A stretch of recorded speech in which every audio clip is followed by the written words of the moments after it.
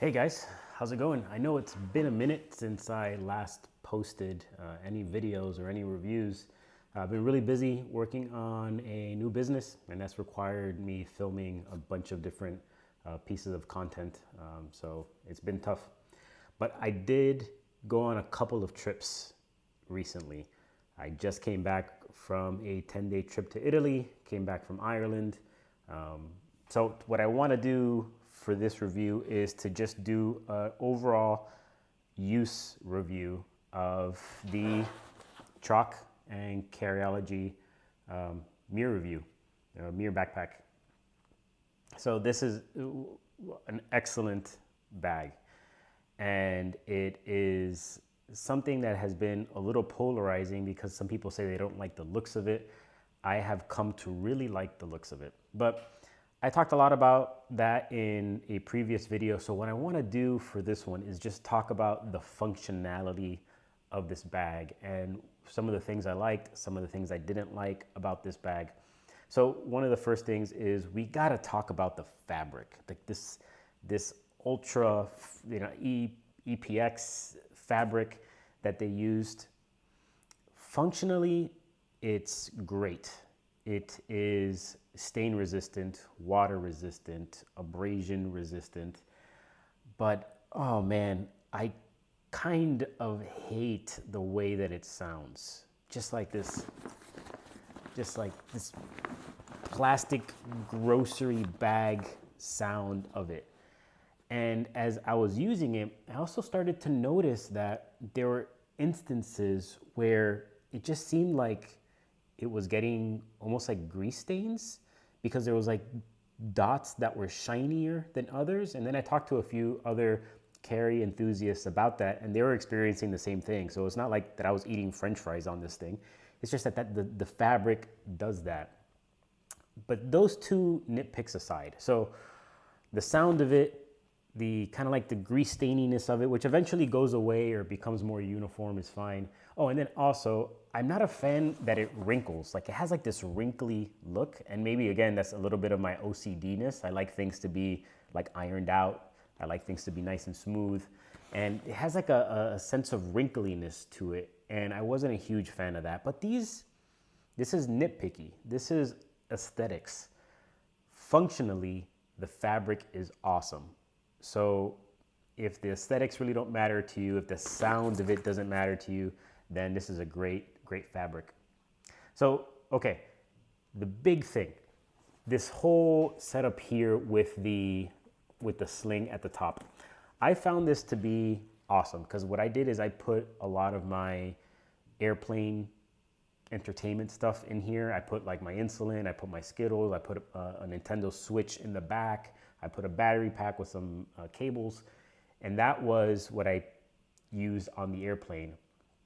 Having this sling was really nice because whenever I got to a destination, if I wasn't going for like on a day trip or something, I was just going out on the town, I would just kind of just pop this off, and it would, that was my bag for the day. And I thought that was really nice. One thing that I really don't like is the way that it's oriented here.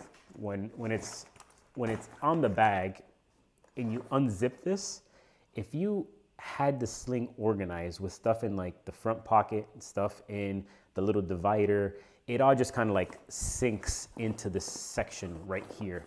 And I wasn't a fan of that. Like, so for instance, whenever I opened it up, I had like my insulin here, my Skittles here. I had the battery pack kind of covering the zipper area. It wasn't great.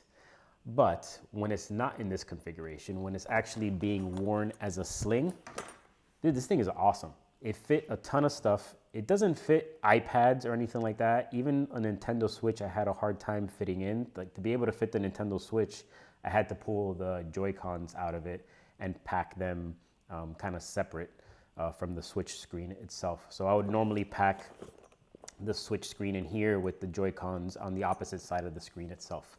So that is the sling, really nice.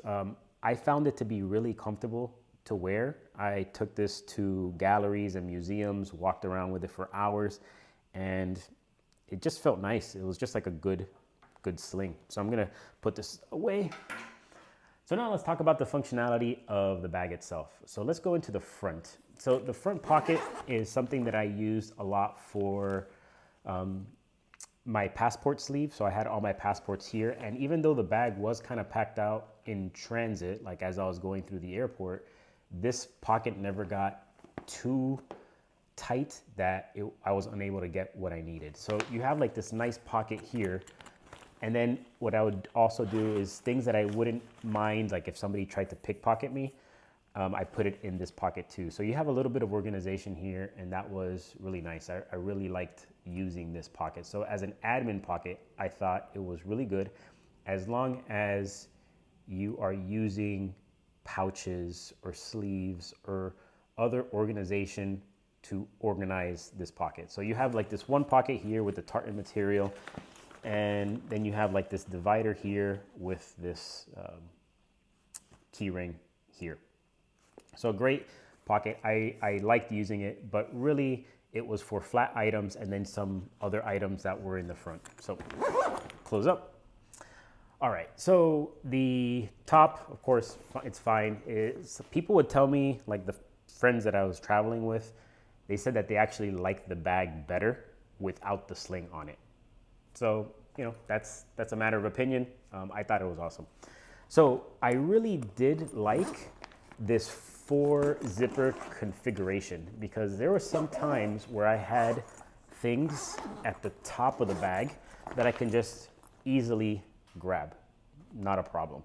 But there was also times where I knew exactly where something was. Like for instance, going through airport security, I needed to grab the pouch that I use, the cap 2 that I use for all my diabetes supplies. I knew exactly where it was. So instead of having to go through the top where I had some stuff sitting on top of it, I just went through here and then grabbed it.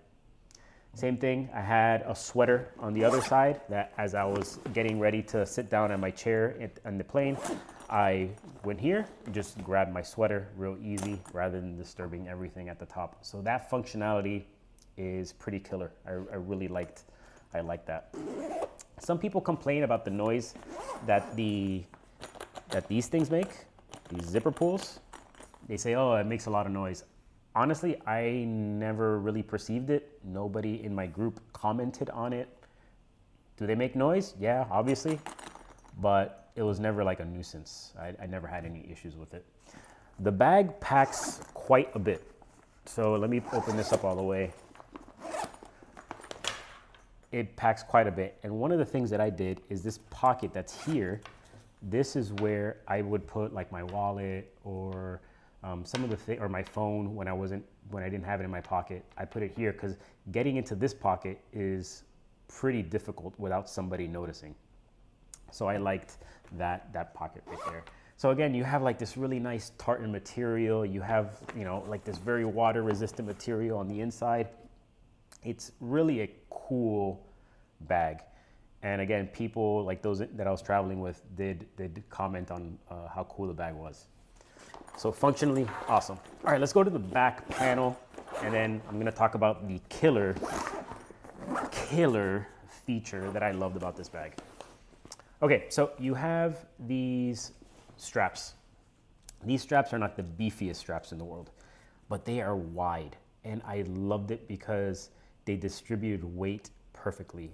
There was a day that I had this bag on nonstop for like 8 hours. And not once did I feel a strain on my back or my shoulders. You guys know that I love the Trakke, but that's a bag that after like 3-4 hours, like I could kind of like, man, I was like, I feel like a pain in my shoulder. But this bag, I never felt it. These straps do an excellent job of distributing weight. The back panel is just super comfortable. So when it comes to comfort, whoo, boy, this bag nails it. Then you also have really easy to adjust load lifters. I really love having these rings, so that way I could just kind of like just easily pull it towards me. I thought it was awesome. A negative. Let's look at the strap management. So on this strap, I put it to its longest length. So here you have like this adjuster, and I put it at the longest length. you still have this weird loop here that, yeah, you know, it can be used to adjust things quickly, but as somebody, again, somebody who likes things to be orderly, minimalistic, OCD, I hated having this out all the time.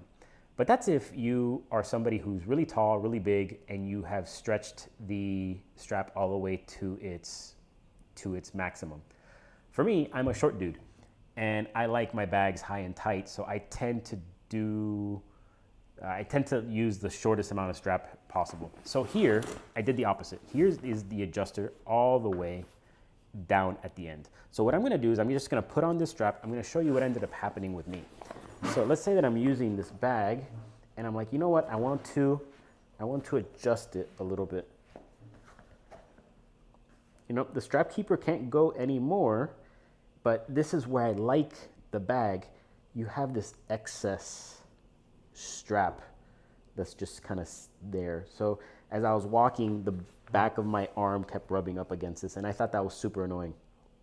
Is it a big deal? Not really, but that's a consideration. So really the best way of going about it is to just really, without having that issue, is to just kind of put it here. So as you're using it, you don't have any excess strap. But since I do like it a little bit tighter, and I'm only 5'7", I did have like that extra strap just kind of hanging out. Wasn't a huge fan of it. Let me temper that with some awesome news. I love the laptop compartment. I think this is awesome. I've been advocating for more bags to just do isolated laptop compartments like this. It made grabbing the bag a breeze everywhere I went. Even when I was in Rome and my daughter was sleeping in the same room with us and I needed to get my laptop quietly, it was dark, pitch dark, I knew exactly how to get to my laptop without bothering anything else. And this is awesome. I love this implementation of a laptop sleeve. So functionally, let me talk about, to me, the breakout star of this bag. And one of the reasons, like primarily the reason, aside from the comfort of the bag, aside from the access of the bag, these water bottle pockets, these whiskey pockets, whatever you want to call it, are just dope. We were in Italy, right? So as we were going around our day, we were in Lucca, medieval town. We saw a bottle of wine that we wanted. What did I do? It's like, let's buy it. Pop bottle of wine into this pocket. Fantastic. Did it bother anything else? Not really. Did it look weird on me? Not really, because as I was wearing the bag with the bottle pocket, with the wine bottle inside, the way that the strap like makes it hug and just minimizes the size of the pocket as you're wearing it, fantastic. So as we were going through the day, I have a bottle of wine. We get back into Florence, which is where we were stationed for that day, for that trip. You know, we're going back home. I stop by a liquor store and I see a bottle of limoncello. I already have a wine bottle. Can this thing fit also a bottle of limoncello? Yeah, it did, because there's another one. There's another giant whiskey bottle pocket here. So at one point I had a bottle of wine here, a bottle of limoncello in here, and some cured meats in the bag. Guys, it was awesome because it did exactly what I needed it to do, was to transit between places easily, simply, in comfort, to mold itself to what I needed at the time. And in that, this bag is special. Yeah, I have some nitpicks about it. There are some things that I don't like the straps. I don't like the sound and the crinkliness of the fabrics. But when we think of how we carry, what is the purpose? Yeah, some people want to carry for luxury because it looks cool, because it's a status symbol. But if you're a person who is carrying with a purpose for ease of use, to create a less friction environment or use, this bag did it. Like very little friction in anything that it did. This is almost a frictionless bag. The only thing that I can say in terms of friction and access, as I wasn't a big fan of, is that sometimes taking the sling off was a bit of a hassle. And then sometimes, like if the bag was really packed or like the sling was packed, I had a hard time connecting everything. I had a hard time with the sling connecting into these little nubs here. But aside from that, awesome bag. For me, this is most likely going to be a keeper. The only thing that I think can supplant this bag would be something that I could take this as a one bag travel bag, which for Europe, I really can't do that with how I travel normally in the winter. But then when I get to my destination, I can like cinch everything down and turn it into a day bag. So right now, the only thing that comes to mind that can do that is the brand new ATD 1. I think that maybe can be at this point the only bag that could supplant this one. But then again, this one is super cool. There is a story behind it. It has a sling that comes with it. Pretty awesome. So again, a keeper. I hope you found this to be useful, to see the functionality of the bag and some of the things that if you are thinking of buying this on a secondhand market, or maybe if Trakke decides to reissue this bag at some point, you know some of the finer points and whether or not you're willing to shell out the money, because this bag is not cheap. So you can make an informed decision. So anyways, guys, I will be filming another review soon of the Provoke 31, the one that I showed you a while back. I took that one to Ireland with my family on a road trip for a week and a half. So I have some thoughts on that one that I would like to share with you. And then I have some other things coming up. So I will see you soon, and thanks for tuning in.